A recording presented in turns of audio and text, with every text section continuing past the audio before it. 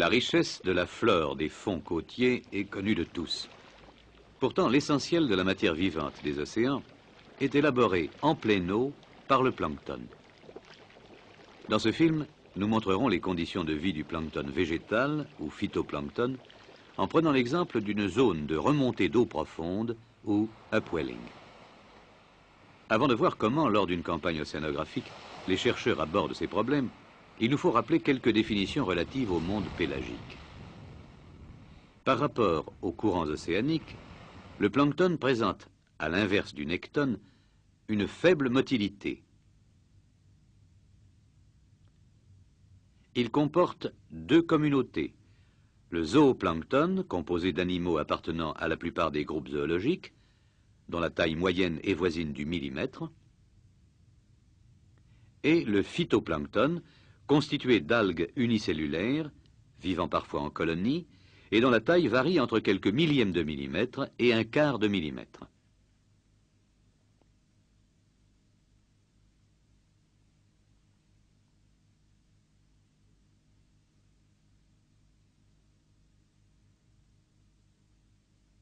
Les algues du phytoplancton sont autotrophes. À partir du CO2 et des sels minéraux, elles synthétisent leur propre matière vivante en libérant de l'oxygène. La lumière est utilisée comme source d'énergie. Malheureusement, sauf dans les régions fertilisées par les apports terrigènes charriés par les grands fleuves, lumière et sels minéraux, indispensables à la photosynthèse, abondent rarement à la même profondeur.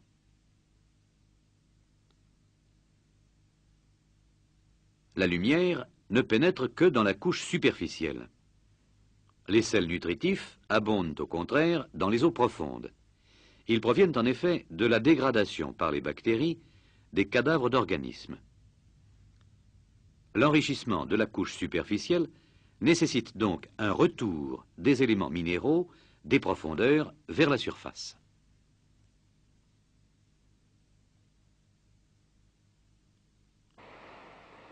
Cette fertilisation est le plus souvent épisodique. Ainsi, en mer peu profonde, les fortes tempêtes permettent-elles le mélange des eaux.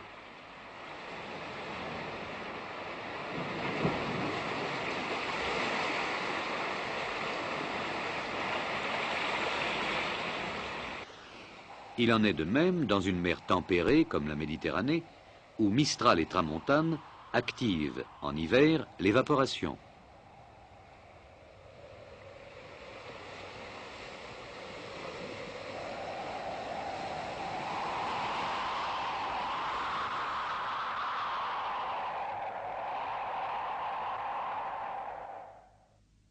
Les eaux de surface, devenues plus denses, s'enfoncent.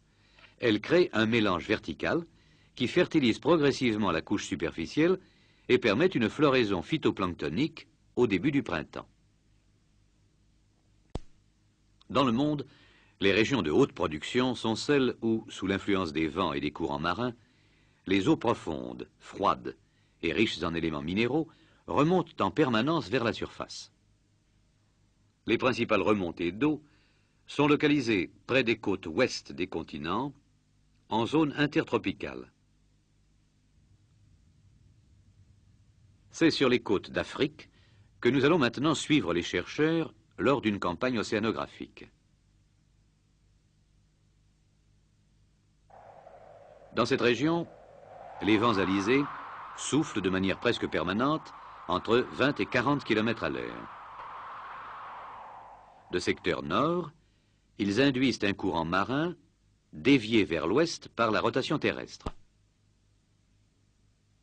Les eaux superficielles sont ainsi chassées vers le large et remplacées à la côte par les eaux profondes qui remontent le long du fond vers la surface.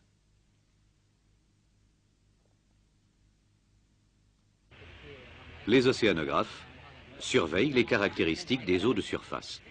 Une baisse de la température superficielle leur permet de localiser les centres de remontée d'eau. On détaille ensuite la structure verticale en effectuant mesures et prélèvements lors d'une station du bateau.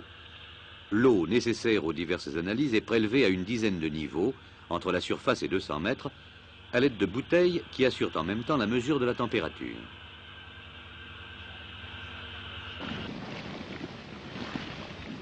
Le navire effectue ainsi plusieurs stations par jour.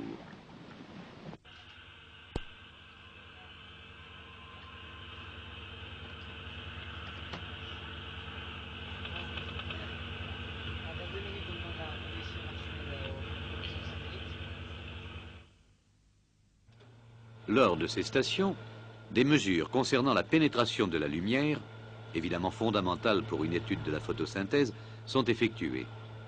Des photomètres permettent d'étudier les caractéristiques optiques des eaux et d'estimer la quantité et la qualité du rayonnement arrivant aux différentes profondeurs.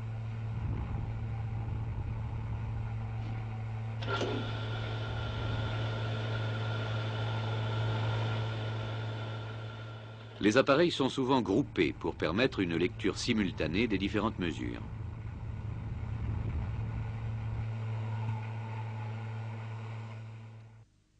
Absorbée par l'eau de mer et diffusée par les particules, la lumière diminue rapidement d'intensité, surtout dans les eaux riches en plancton.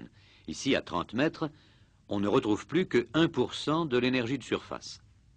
Ce niveau marque la limite de la couche de photosynthèse ou couche euphotique. En Méditerranée, mer pauvre en plancton, cette couche peut dépasser 70 mètres.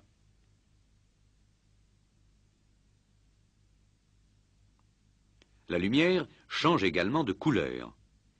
Les radiations rouges sont rapidement absorbées, alors que la pénétration est maximale pour le bleu dans l'eau océanique et pour le vert dans l'eau côtière. Ces dernières radiations ne peuvent être captées par les chlorophylles, mais elles le sont par d'autres pigments des algues.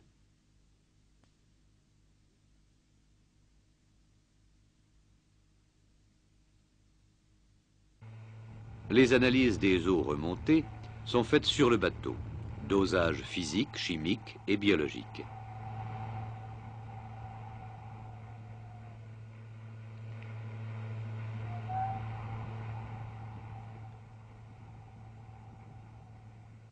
Le dosage des sels minéraux, phosphates, nitrates, silicates, indispensables à la croissance du phytoplancton, s'effectue sur des analyseurs automatiques.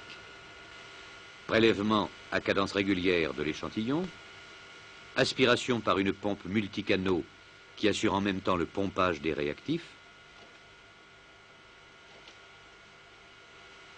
développement des réactions colorées le long de tubes en verre contournés,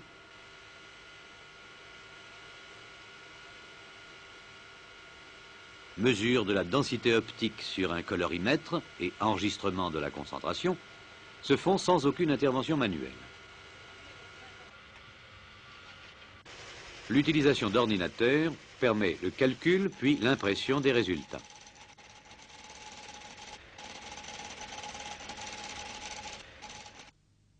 Le calcul rapide des teneurs en sels nutritifs permet, pendant que le navire poursuit sa route, de cartographier l'aire de remontée des eaux profondes.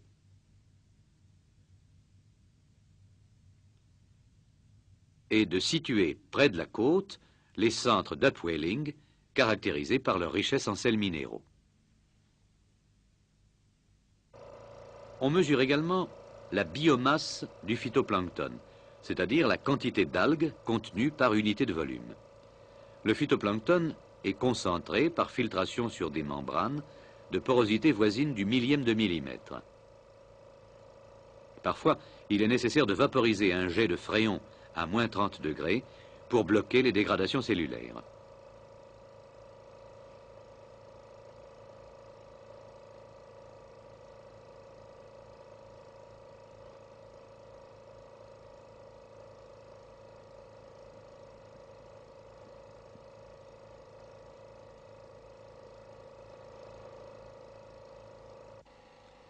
La méthode la plus utilisée pour l'estimation de la biomasse autotrophe est la mesure de la chlorophylle A.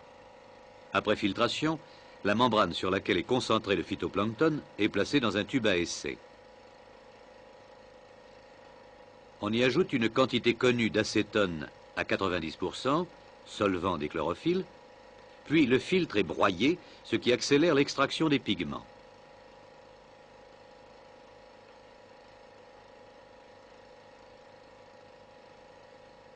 Après centrifugation, l'extrait acétonique est placé dans une cuve en verre et sa densité optique est mesurée sur un spectrophotomètre réglé à 665 nanomètres, pic d'absorption de la chlorophylle A dans l'acétone.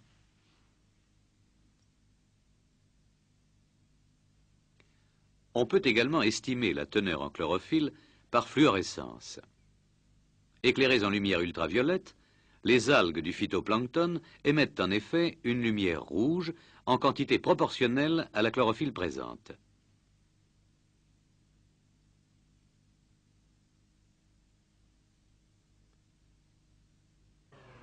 Cette méthode très sensible permet de mesurer la fluorescence in vivo.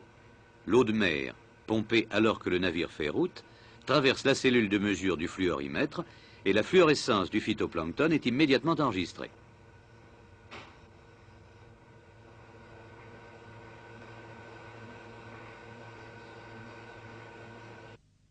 La chlorophylle dépasse souvent, près de la côte, 10 mg par mètre cube dans l'upwelling, alors qu'en Méditerranée, elle atteint exceptionnellement 1 mg. Les mesures effectuées permettent d'observer une zonation remarquable du centre vers la périphérie. Les upwellings présentent ainsi, sur une surface réduite, une gamme complète de situations écologiques qui ne s'observent ailleurs qu'au cours du temps.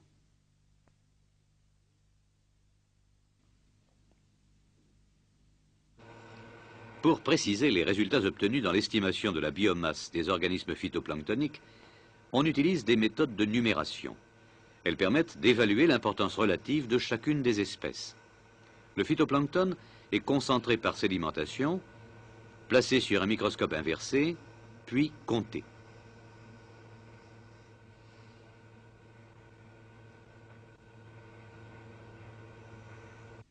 On peut alors examiner les diatomées aux soies fragiles et les péridiniens très adaptés à la flottation. Leur nombre peut atteindre plusieurs millions de cellules par litre d'eau. Les océanographes utilisent également des compteurs automatiques dérivés de compteurs de globules sanguins qui classent les particules par diamètre.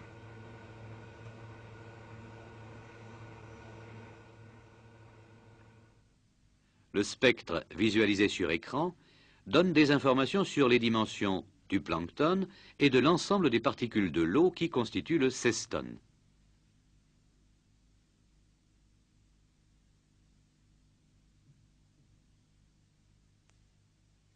Après traitement par ordinateur, on obtient les courbes granulométriques. Plus encore que la biomasse B, il est intéressant de connaître la production du phytoplancton, c'est-à-dire l'accroissement journalier delta B, de cette biomasse. Dans des conditions de photosynthèse favorables, le phytoplancton peut accroître sa biomasse de 30% chaque jour et synthétiser près de 10 grammes de carbone sous forme organique par mètre carré de surface océanique. La méthode de mesure de production la plus utilisée fait appel aux isotopes radioactifs. Une quantité infime de carbone 14, sous forme minérale, est introduite dans l'eau. Puis les algues du phytoplancton sont replacées dans leurs conditions d'origine, ce qui peut se faire de deux façons. Pour l'incubation in situ, on amarre à une ligne les flacons transparents et les flacons sombres qui servent de témoins. Puis, ils sont placés à la profondeur où l'eau a été prélevée. La ligne est ainsi laissée libre sur son mouillage pendant une demi-journée solaire. Si l'on veut éviter l'immobilisation du navire, on procède par incubation en conditions simulées, en employant des toiles perforées ou des filtres colorés.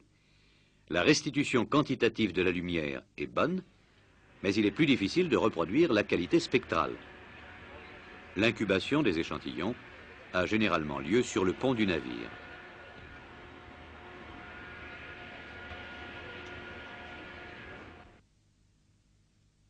Parfois, on substitue à la lumière naturelle des tubes fluorescents, ce qui permet d'estimer la photosynthèse maximale du phytoplancton.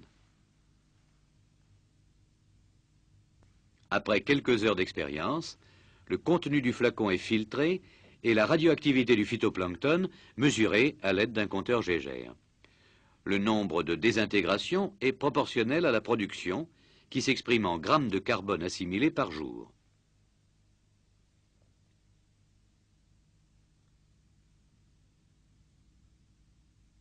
Établi d'après les comptages radioactifs, le profil de production présente fréquemment une inhibition superficielle due à l'excès de rayonnement ultraviolet.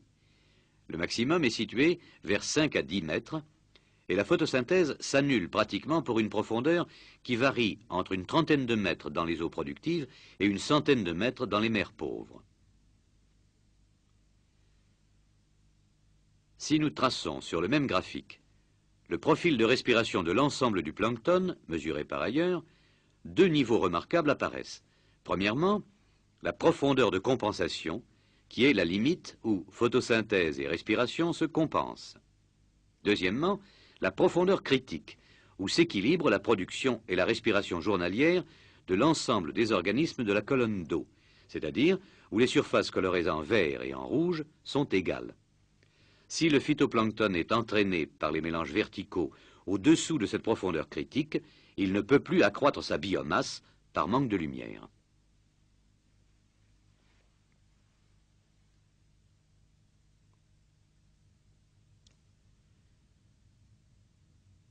Les relations entre production de phytoplancton et sels nutritifs ne sont pas simples. En effet, une partie de la matière vivante est dégradée dans la couche superficielle par les bactéries. Les éléments minéraux formés sont immédiatement réutilisés par le phytoplancton. Mais ce recyclage ne constitue pas un gain pour le plancton, puisque c'est la même matière qui circule de façon continue. Seule l'utilisation des réserves minérales des eaux profondes permet au phytoplancton une néoformation de molécules organiques. Cette production nouvelle, induite par la remontée des eaux profondes, donne une juste estimation de la fertilité réelle des océans.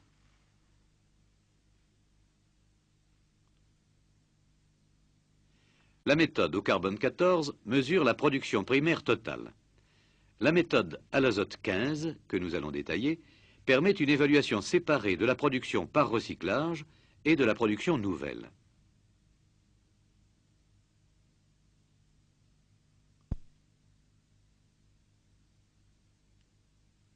La minéralisation précoce et l'excrétion d'azote des organismes pélagiques se font sous forme d'ammoniac dans les eaux superficielles.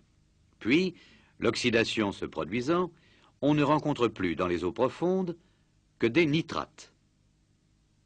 La quantité d'ammoniac utilisée par le phytoplancton mesure donc sa production par recyclage, alors que la quantité de nitrates assimilés mesure la production nouvelle.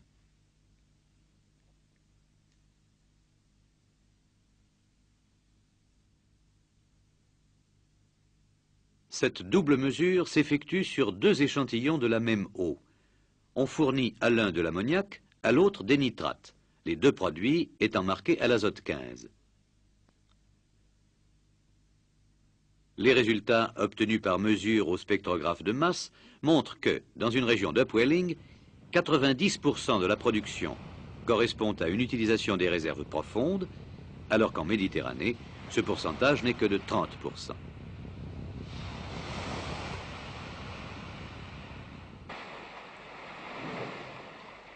Si la lumière et les sels nutritifs permettent un développement du phytoplancton, d'autres facteurs en limitent la croissance. La sédimentation et la mort des algues, et surtout leur consommation par les herbivores du zooplancton.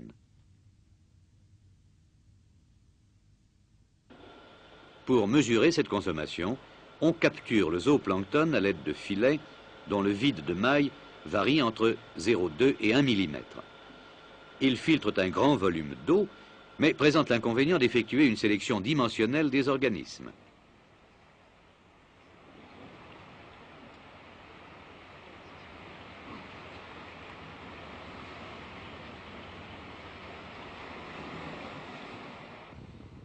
L'évaluation de la biomasse recueillie implique la mesure du volume d'eau filtré. Difficile sur les grands filets, cette mesure est plus aisée sur les modèles de petite taille, équipés d'un compteur à hélice.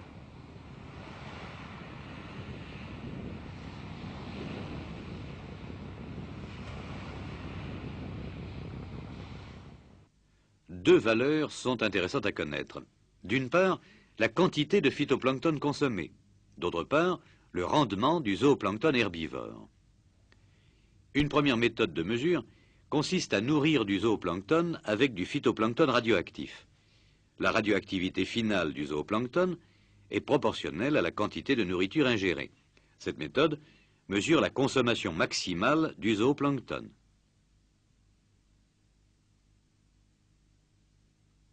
Une deuxième méthode consiste à mesurer la respiration du zooplancton. Celui-ci aura besoin, au minimum, d'une nourriture couvrant son métabolisme respiratoire, l'excédent éventuel servant à ses synthèses organiques. On découvre par ces méthodes que la moitié du phytoplancton produit est consommée par les phytophages, avec un rendement voisin de 15%.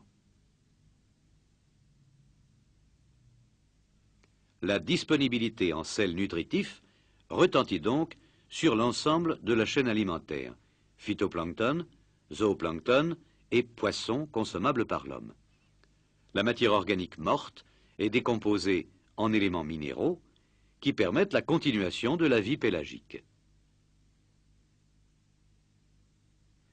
En fait, les relations entre ces différents niveaux trophiques sont plus complexes, formant un véritable réseau. Plus ces interconnexions sont nombreuses, plus l'écosystème est stable et meilleur est son rendement.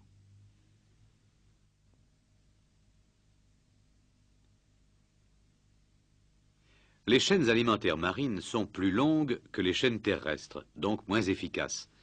Aussi, alors que la production primaire marine représente 30% de la production totale de la biosphère, la mer ne fournit-elle que 2% de l'alimentation humaine. La moitié de la pêche mondiale provient des régions d'upwelling, qui ne couvrent pourtant que le millième de la surface des océans. Le long des côtes d'Afrique, les navires japonais, russes, espagnols profitent largement de l'énorme production de cette région.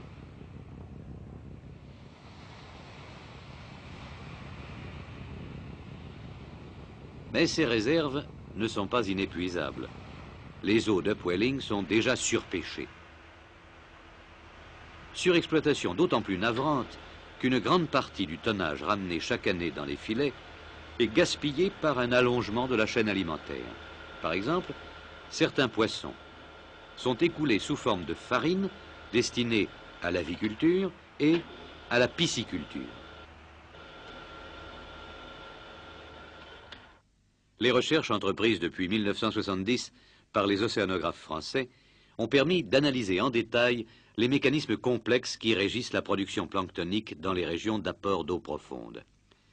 À partir de cette recherche fondamentale, qui améliore notre connaissance de l'univers marin, il devient possible de définir les limites d'une exploitation raisonnable, de prévoir les effets d'une modification quelconque du milieu sur le phytoplancton, et ainsi sur l'ensemble du réseau alimentaire.